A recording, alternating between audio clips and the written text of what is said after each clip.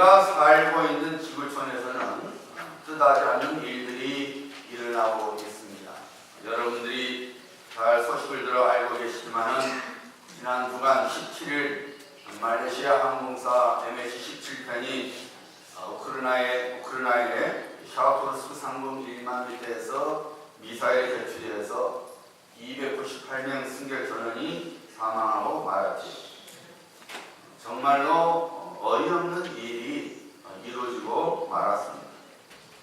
가족을 잃은 유가족의 마음이 어떠할까 생각하면 가슴 한편이 미어지는 것을 느끼게 됩니다. 우리들이 이 세상에 살고 있는 한 어느 누구도 낙심과 아픔으로부터 자유로울 수는 없습니다. 나의 의사와는 전혀 상관없이 인생의 아픔과 근심이 찾아오기 때문입니다. 그래서 불교에서는 인생은 고해라 이렇게 말하죠. 인생은 고통의 바다라 뜻이죠. 그만큼 인생 속에서는 고통이 많다는 것입니다. 야곱이 바로 앞에서 당신 나이가 어떻게 됩니까? 라는 질문을 받았을 때에 야곱이 뭐라고 대답했습니까? 내 나그네교의 세월이 130년입니다. 내 나이가 얼마 못되니 우리 조상의 나그네길의 연주에 미치지 못하나 험악한 세월을 보내었나이다. 험악한 인생을 살았노라고 야곱은 바로에게 말했습니다. 이 설교의 제가였던 스펄전 목사님이 이렇게 말했어요. 나에게 하나님의 위로를 주십시오. 그러면 나는 사람의 어떤 모욕을 참을 수 있습니다. 나의 머리를 예수님의 품에 기대도록 해주십시오. 그러면 나는 문제로부터는 어떤 혼란을 두려워하지 않을 것입니다. 만약 나의 하나님께서 그의 미소의 빛과 복의 눈길을 나에게 주신다면 그것만으로 충분합니다. 나의 원수들아, 나의 핍박자들아, 오라, 주 하나님은 나의 회요 방패시니 너희 구름들아 나를 에워싸버려 나는 내 안에 있는 회를 보이겠노라. 북풍아 불어버려 나는 내 안에 있는 살아있는 뜨거운 불덩이를 갖고 있노라. 죽음아 어서 나를 죽여버려 나는 또 하나의 삶을 갖고 있노라. 스펄전 목사님은 하나님의 은혜로부터는 위로를 노래하고 있는 것입니다. 우리는 하나님의 은혜로 선택을 받아 하나님의 자녀가 되었습니다. 믿으시면 아멘. 그리고 하나님의 은혜로 여전히 살아가고 있음을 우리는 한순간도 잊지 말아야 합니다. 이 세상으로부터는 근심과 절망을 능히 덮을 수 있는 하나님의 은혜를 통해서 우리는 위로를 받게 됩니다. 하나님께서 그의 말씀을 통해서 우리를 이렇게 위로해 주십니다. 나의 종 너 이스라엘아, 나의 택한 야곱아, 나의 벗 아브라함의 자손아. 이 말은 성도를 의미합니다. 사도 바울이 그랬죠. 우리가 영적 아브라함의 영적 자손이라. 육신적인 유대인이 하나님의 자녀가 아니라 그리스도의 예수 안에서 구원받은 우리가 아브라함의 영적 자녀들이라. 이 말씀은 성도를 가리키는 말입니다. 하나님께서 이렇게 말씀하시죠. 내가 땅 끝에서부터 너를 붙들며 땅 목둥에서부터 너를 부르고 내게 이르기를 너는 나의 종이라. 내가 너를 택하고 실어버리지 아니하겠다 했노라. 두려워 말라, 내가 너와 함께합니다. 놀라지 말라, 나는 네 하나님이 되니 내가 너를 굳세게 하리라. 참으로 나의 오른손으로 너를 붙들리라. 오늘 아침 살아계신 하나님 앞에서 예배를 드리고 있는 여러분 모두에게 하나님의 위로하심이 차고 넘치기를 주님의 이름으로 축복합니다. 오늘 본문 말씀은 모세가 하나님의 부르심을 받아서 애국 왕 바로에게 가서 하나님의 메시지를 전했지만은 그에게 돌아온 것은 모욕과 자화조였고 특별히 같은 이스라엘 동족으로부터 저주의 말을 듣게 되었습니다. 낙심의 포로가 되고 말았습니다. 그래서 모세가 하나님께 이렇게 하소를 합니다. 출애굽기 5장에 보면 이렇게 나옵니다. 주여 어찌하여 이 백성을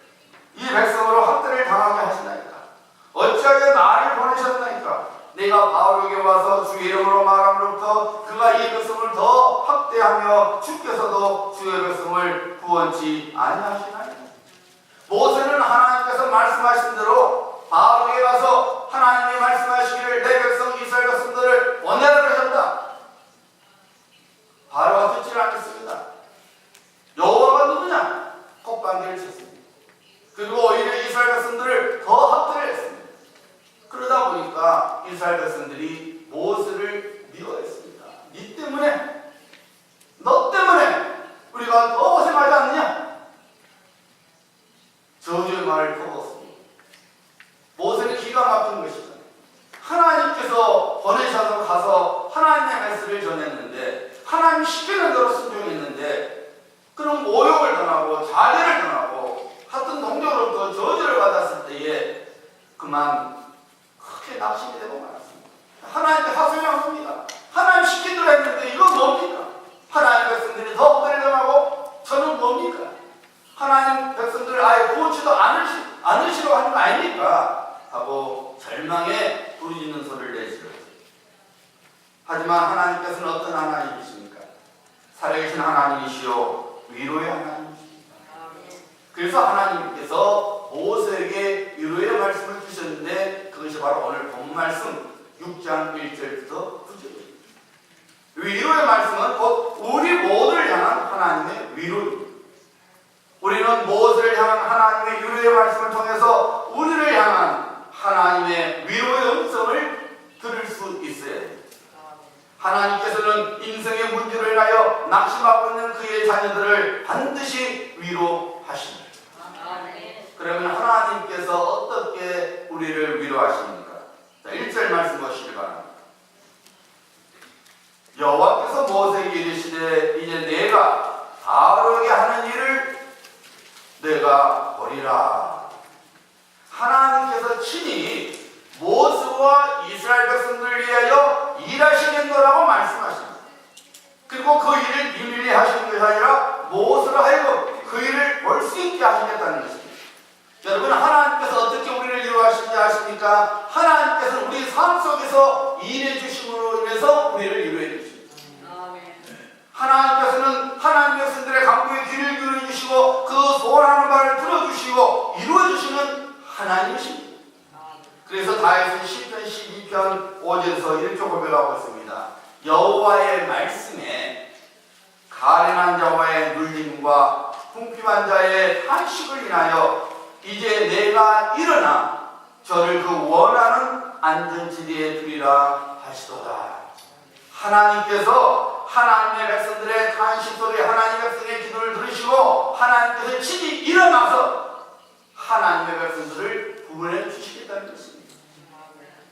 여러분, 성경을 읽어보세요. 하나님께서는 하나님의 자녀들을 위하여 구원의 손길을 펼치셨던 것들을 보게 됩니다. 하나님께서 아브라함을 부르셨죠. 가나안 땅으로 인도하셨습니다. 그런데 그만 가나안 땅에 충격이 들었어요. 아브라함이 하나님께 여쭈지 않고 그냥 애굽으로 내려가버렸습니다. 무슨 일을 당했습니까? 바로에게 그의 부인 사라를 빼앗기고 말았습니다. 하나님께서 가만히 계셨습니까? 아닙니다.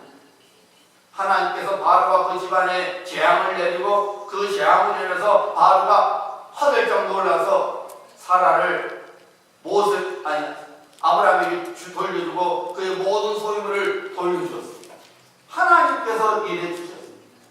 나중에 하나님께서 또 그랄 땅에 거했을 때에 그랄 왕이 사라를 또 빼앗았습니다. 그때도 하나님께서 간섭하셨습니다. 그랄 왕에게 하나님께서 말씀하시죠. 그는 선지자라. 그의 부인을 돌려주어라. 그렇지 않으면 너는 죽을 것이다. 그랄 왕이 얼마나 놀랐겠습니까? 그래서 사라를 돌려줍니다. 아브라함이 당한 모든 수치를 모든 육축으로 갚아주었습니다. 하나님께서 일해 주신 것입니다. 하나님께서 아브라함을 지켜주신 것입니다. 여러분, 똑같은 일이 아들 이삭에게도 일어났죠. 이삭이 나중에 그랄 땅에 머물렀을 때에 그랄 왕 아비멜렉과 그 친구 아우삭과 군대장관 비골이 함께 이삭을 찾아와서 뭐라고 말했습니까? 여호와께서 너와 함께 하심을 우리가 분명히 보았으므로 이제 너는 여호와께 복을 받는 자니라. 이삭의 원수들이 감히 이삭을 데려가지 못했습니다. 왜냐하면 그들이 이삭의 삶 속에서 하나님께서 일하시고 계시는 것을 봤던 것입니다. 야곱은 어떻습니까? 애완손 나반이 그를 죽이려고 하지 않았습니까? 형 에서가 그를 죽이려고 하지 않았습니까? 그러나 하나님께서 간섭해 주셨어요. 하나님께서 일해 주셨습니다. 하나님께서 야곱을 보여주신 것이죠. 다니엘 고해의 세 친구들 역시 하나님의 손길을 통해서 원수들로부터 보호를 받았습니다. 사랑하는 성도님들, 우리 하나님께서는 그의 자녀들을 구원하실 뿐만 아니라 우리를 해치려 하는 자들로 하여금 우리들이 하나님의 보호하심 속에 있는 것을 보게 하십니다. 여러분, 우리들이 믿음 생활하는 동안에 어려움 만날 수 있습니다. 아니, 오히려 하나님께서는 마치 하나님과 통신이 단절된 것처럼 때로는 인생의 블랙홀을 허용하십니다.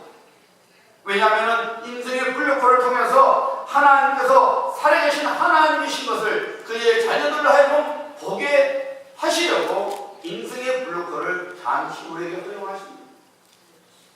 성경 속에 나타난 모든 믿음의 사람들은 모두 다 이 인생의 블랙홀을 통과했습니다. 처음부터 온전히 하나님을 신뢰해서 통과한 믿음의 사람들이 있고, 처음엔 실패했지만 그 다음에는 인생의 블랙홀을 믿음으로 통과한 믿음의 사람들도 있습니다. 분명한 것은 그 어느 누구도 하나님의 부르심을 받은 자 중에 인생의 블랙홀을 통과하지 못한 자들이 없다는 사실, 다 통과했습니다.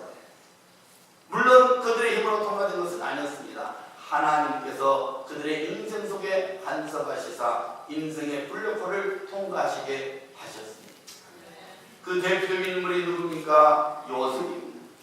요셉이 얼마나 인생의 블랙홀을 만났습니까? 형들로부터 죽음을 당할 뻔했습니다. 미디안 상인들에게 노예로 팔렸습니다. 보드바리님께서 종살이 했습니다. 더 나아가서 옥살이 했습니다. 그야말로 인생의 블록홀을 만났지만은 여러분, 창세기에 요셉의 인생을 기록한 모습을 보세요. 여호와께서 그에게 은혜를 베푸셨더라. 여호와께서 그에게 은혜를 베푸셨더라. 계속 나옵니다. 요셉이 인생의 블록홀을 만났지만은 하나님께서 그의 삶 속에 개입해 주셔서 그 인생의 블록홀을 이겨냈다는 말입니다. 여러분, 우리들이 비록 인생의 어려움과 문제들을 인하여 잠시 낙심하게 된다 할지라도 분명한 것은 그 어려움과 문제를 우리를 오랫동안 붙잡지 못한다는 사실입니다. 왜냐하면 우리에겐 하나님께서 계시기 때문입니다. 사랑하는 자를 위하여 강한 손을 들어 구원하시는 하나님으로 인해서 우리는 어려움과 문제를 능히 이기게 됩니다. 이것이 바로 하나님의 위로입니다. 하나님의 은혜 가운데서 많은 위로를 경험했던 사도 바울이 그래서 이렇게 고백하지 않았습니까? 그리스도 예수 안에 있는 하나님의 사랑으로부터 우리를 끊을 수 있는 것이 아무것도 없느니라. 사랑하는 여러분, 여러분 중에 인생의 어려운 문제와 환경으로 인하여 낙심 중에 계신 분이 계십니다. 여러분의 마음을 누르고 답답하게 만드는 것으로 인하여 마음이 무거운 분이 계십니까? 하나님을 바라보시길 바랍니다. 하나님의 도우심을 구하시길 바랍니다. 하나님, 전 누구의 위로를 필요로 하지 않습니다. 오직 하나님의 위로만을 구하오나니 저를 긍휼히 여기소서 라고 기도해야 합니다. 하나님께서는 반드시 그의 얼굴을 구하는 하나님의 자녀를 위하여 일해 주십니다. 그의 권능의 손으로 반드시 여러분을 인생의 웅덩이로부터 건져내 주십니다. 하나님께서는 우리를 유래해 주십니다. 누구나 볼 수 있는 분명한 그의 손길로서 그의 자녀들을 위로해 주십니다. 잊지 마시길 바랍니다. 우리 눈에 보이지 않아도 우리 귀에 들리지 않아도 지금도 하나님께서는 우리 인생 속에서 일하시고 계십니다. 그리고 그 손길은 때가 되면 분명하게 보여지게 되는 것입니다. 두 번째로 하나님께서 우리를 어떻게 이루어하시느냐, 2절과 3절을 보시기 바랍니다. 하나님이 모세에게 말씀하여 이르시되 나는 여호와이니라. 내가 아브라함과 이삭과 야곱에게 전능의 하나님으로 나타났으나 나의 이름을 여호와로는 그들 아니하였고 하나님께서는 우리를 어떻게 위로해 주시느냐? 하나님께서는 그의 이름으로 우리를 위로해 주십니다. 하나님께서 무엇을 말씀하셨죠? 나는 여호와라. 나는 여호와라. 하나님께서 하나님의 이름을 가르쳐줬습니다. 하나님의 이름에는 의미가 있습니다.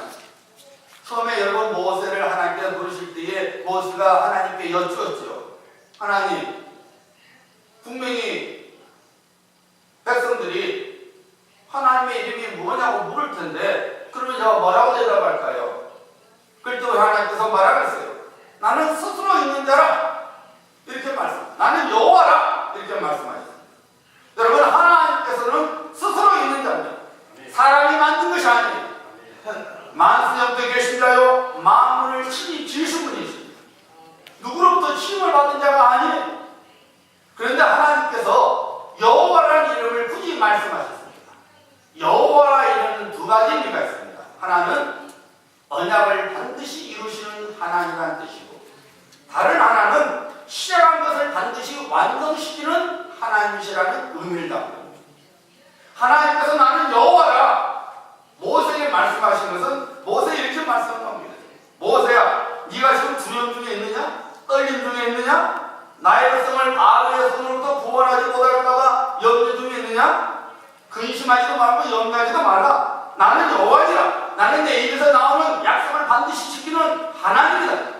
나는 내가 시작한 것을 반드시 이루시는 하나님이라고 하나님께서 모세에게 드러내십니다. 여러분, 하나님께서는 오늘날에도 우리 모두에게 선포하십니다. 나는 여호와라. 우리가 잘 아는 대로 우리들이 먼저 하나님을 찾은 건 아니었습니다. 우리가 먼저 두 손 들고 정부여 의지 없어서 손 들고 옵니다. 이러지 않았어요. 하나님께서 먼저 찾아와 주셨어요. 하나님께서 은혜 가운데서 우리를 불러주셨던 것입니다. 어둠 속에 있는 우리들에게 그리스도 예수를 통해서 빛으로 인도해 주셨습니다. 그리스도 예수 안에서 믿음으로 그의 사랑받는 자녀가 되게 하셨습니다. 장래에 아무런 소망이 없었고 영원한 행복을 받을 수밖에 없었던 우리들을 이제는 그리스도 예수 안에서 천국을 기업으로 받게 하셨을 뿐만 아니라 새하늘과 새 땅에서 영원토록 살게 되는 복스러운 소망을 주셨습니다. 하나님께서 하나님을 믿음으로 바라보는 자마다 수치를 당하지 않게 될 거라고 약속하셨습니다. 하나님의 말씀을 순종하는 자녀보다 신령한 복과 땅의 기름진 복을 주시겠나라고 약속하셨습니다. 하나님을 전심으로 찾는 자마다 하나님께서 그를 만나 주시겠나라고 약속하셨습니다. 우리들이 사망의 음침한 골짜기를 지나갈지라도 우리와 함께 하실 뿐만 아니라 푸른 풀과 실만한 물가로 인도해 주시겠다라고 약속해 주셨습니다.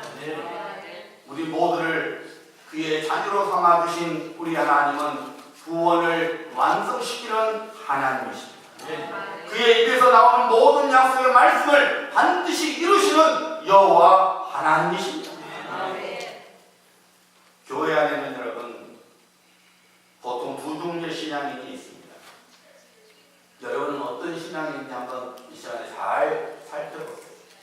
첫째는 하나는 하나님을 나의 하나님으로 믿으며 살아가는 신앙인이 있습니다. 반면에 다른 하나는 하나님을 남의 하나님으로 바라보고 살아가는 신앙인이 있습니다. 남의 하나님을 예배하는 자는 예배에 간격이 없습니다. 왜요? 내 하나님이 아니라 남의 하나님입니다.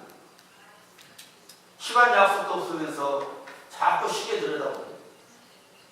철학자도 아니면서 허공을 쳐다봅니다. 손톱에 때가 뺐는지 마냥 예쁘는 손톱만 만져요. 왜요? 남의 하나님. 반면에 나의 하나님을 예배하는 자는 눈빛부터 다릅니다. 찬송하는 목소리에 힘이 들어있습니다. 정성이 들어있습니다. 기도에 간절함이 있습니다. 선포되는 말씀에 잔뜩 귀를 기울입니다. 왜요? 나의 하나님이시죠.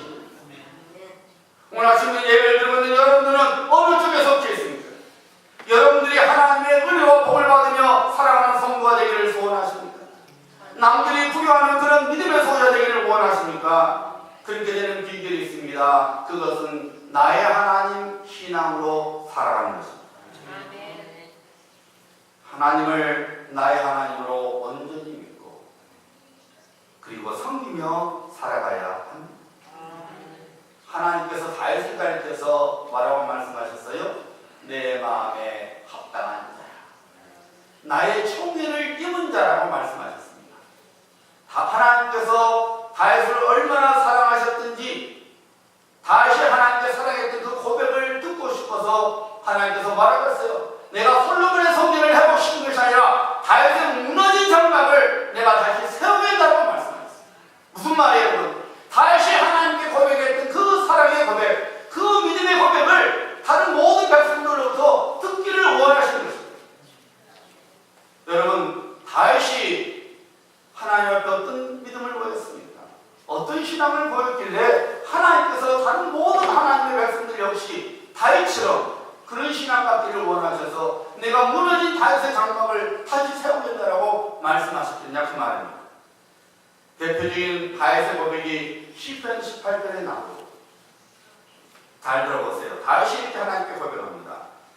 나의 힘이신 여호와여. 힘이신 여호와여 하지 않습니다. 나의 힘이신 여호와여, 내가 주를 사랑합니다. 여호와는 나의 반석이요 나의 요새시요 나를 건지시는 이시요 나의 하나님이시요 나의 피할 바위시요 나의 방패시요 나의 구원의 뿌리시요 나의 산성이십니다. 여호와는 산성이요 구원의 뿌리요 피난처하지 않았어요. 나의 요새시요 나의 산성이시요 나의 구원의 뿌리시요 나의 하나님이라고 고백하고 있지 않습니까? 시편 16편 2절에서는 다시 이렇게 고백합니다. 내가 여호와께 아뢰되 주는 나의 주님이시오니 주밖에는 나의 복이 없나이다. 다윗은 철저하게 나의 하나님, 이 신앙으로, 이 신앙 고백으로 하나님 앞에 살아갔던 것입니다. 그런 다윗을 가리켜서 하나님께서 내 마음에 합한 자라, 내게 합당한 자라, 나의 총애를 받을 자라, 다른 모든 자들이 그런 신앙할 수 있도록 내가 그 신앙을 내가 다시 회복시키겠노라고 하나님께서 말씀하신 것입니다. 여러분, 하나님께서 나의 하나님이 되시면 하나님을 사랑하지 않을 수 없게 됩니다. 왜 그렇습니까? 내 하나님이기 때문에 그렇습니다. 하나님의 말씀이 귀하게 여겨집니다. 왜냐하면 나의 하나님의 말씀이기 때문에 그렇습니다. 하나님을 위하여 일하고 싶어집니다. 왜 그렇습니까? 나의 하나님이시기 때문에 그렇습니다. 하나님을 다른 사람에게 소개할 뿐 열정을 갖게 됩니다. 왜 그렇습니까? 나의 하나님이시기 때문에 그렇습니다. 사랑하는 성도님들, 갈보리 십자가에서 죽기까지 우리에게 사랑을 보여주신 하나님은 바로 나의 하나님이십니다. 나를 사랑하셨기에 독생자 예수 그리스도를 수치와 죽음에 주셨던 것입니다.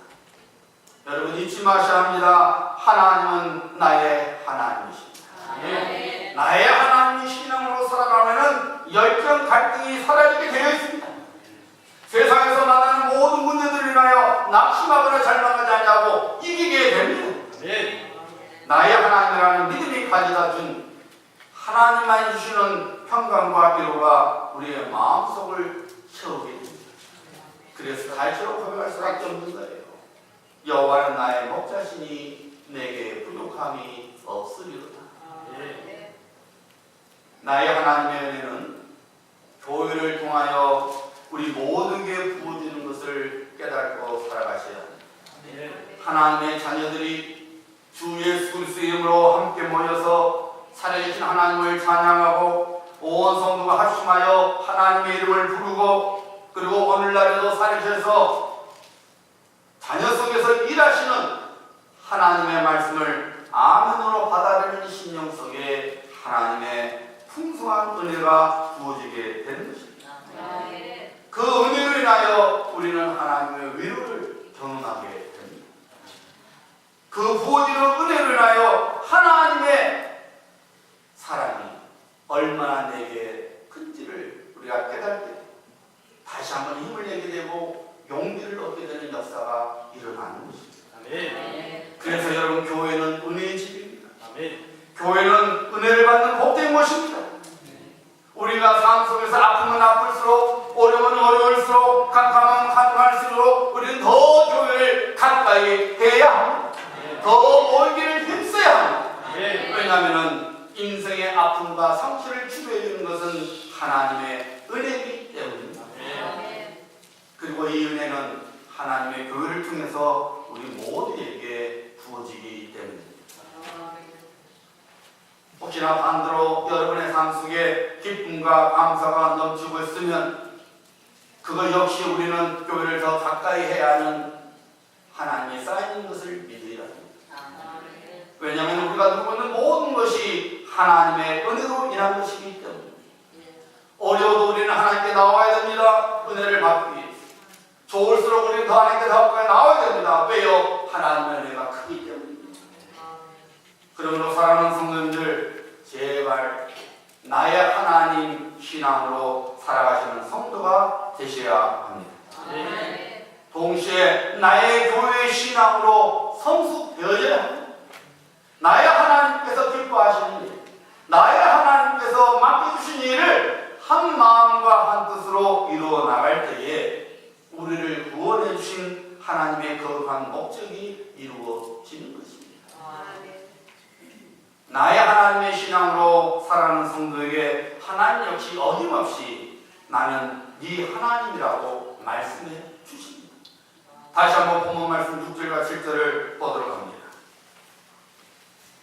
나는 여호와라, 내가 애굽 사람의 무거운 짐 밑에서 너희를 빼내며 그들의 노역에서 너희를 건지며 현 발과 여러 큰 심판들로서 너희를 속량하여 너희를 내 백성으로 삼고 나는 너희의 하나님이 되리니 나는 애굽 사람의 무거운 짐 밑에서 너희를 빼낸 너희의 하나님 여호와인 줄 너희가 알지라. 오늘 아침 우리 모두를 향한 하나님의 위로의 음성이요 말씀입니다. 세 번째로 하나님께서 어떻게 우리를 위로해 주십니까? 하나님께서는 그의 자비하심으로 하나님의 백성을 위로해 주십니다. 오늘 본문 말씀 5절을 보시기 바랍니다. 이제 애굽 사람이 종으로 삼은 이스라엘 자손의 신음소리를 내가 듣고, 하나님께서 그의 백성들의 신음소리를 들으셨다는 것입니다. 하나님께서는 그의 자녀들의 신음소리를 방관하시는 분이 절대로 아닙니다. 그의 자비하심으로 신음하고 있는 그의 백성들을 부르심을 들으시고 그의 권능의 성질을 펼쳐주시는 위로의 하나님이십니다. 나 인생에 살았던 과부가 하나뿐이 없는 아들이 죽었을 때에 몹시 슬퍼했죠. 우리 주님께서 지나가시다가 그것을 보시고 함께 우셨습니다. 우리 예수님께서 어떻게 하셨습니까? 그 과부가 예수 주님 나 좀 도와주세요 하지 않았습니다. 하나뿐이 없는 아들, 소망이 끊어버려져서 펑펑 울고 있는 그 과부를 우리 예수님께서 불쌍히 여기시고 우리 예수님께서 선포하셨죠. 청년아, 내가 너에게 말하노니 일어나라. 죽었던 청년이 살아났습니다. 아들을 잃었던 어머니의 슬픔이 기쁨으로 변했습니다. 우리 주님은 자비 하나님이셔서 눈물로 통곡하는 그 과부의 울음소리를, 통곡을 그냥 방관하시지 않아 권능의 성령을 던지사 슬픔을 기쁨으로 바꾸어 주셨습니다. 오빠만을 의지하고 살았던 마르다와 마리아는 오빠의 나사로의 갑작스러운 죽음으로 인하여 몹시 슬퍼하지 않았습니까? 그들의 슬픔이 얼마나 큰지 베다니 동네 온 동네 사람들이 다 슬퍼했습니다. 요한복음에 보면 예수님께서 오셨을 때에 우는 그들을 보시고 함께 우셨다고 했습니다. 자비하신 주님의 마음이 드러난 것입니다.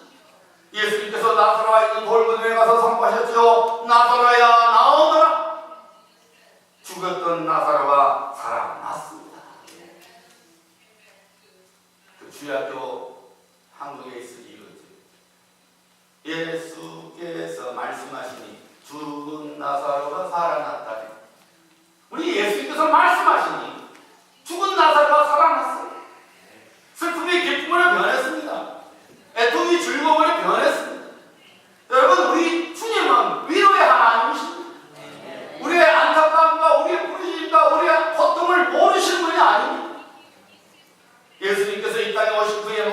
선포하셨죠. 누가복음 4장 18절과 19절이죠. 가난한 자에게 복음을 전하게 하시려고 내게 기름을 부으시고 나를 보내사 포로된 자에게 자유를, 눈먼 자에게 다시 보게 함을 전파하며 눌린 자를 자유롭게 하고 주의 은혜의 해를 전파하게 하려 하시니라. 아멘. 우리 주님은 가난한 자의 편입니다. 이 세상은 우리가 잘 아는 대로 강한 자의 편입니다. 이 세상은 있는 자를 인정해주고 이 세상은 지위가 높은 자를 우대해줍니다. 그러나 우리 예수님께서는 다릅니다. 우리 주님께서는 이 땅에 계셨을 때에 연약한 자와 가난한 자들과 함께 해주셨습니다. 손가락질을 받았던 세리들과 창리들과 함께 해주셨습니다. 남들이 쳐다보지 않는 병든 자들을 고쳐주셨습니다. 남들이 무서워 피하는 귀신자들을 해방시켜주셨습니다.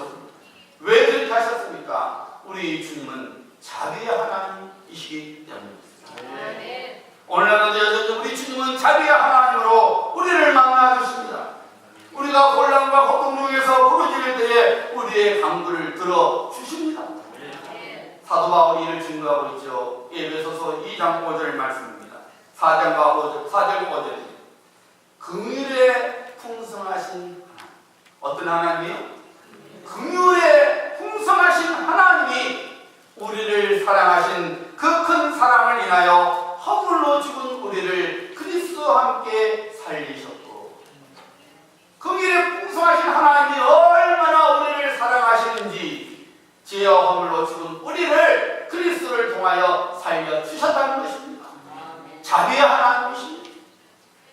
기도의 사도 야고보는 이렇게 고백하고 있죠. 보라, 인내하는 자를 우리가 복되다 하나니 우리가 욥의 인내를 들었고 주께서 주신 결말을 보았거니와 주는 가장 자비하시고 긍휼히 여기시는 이시니라.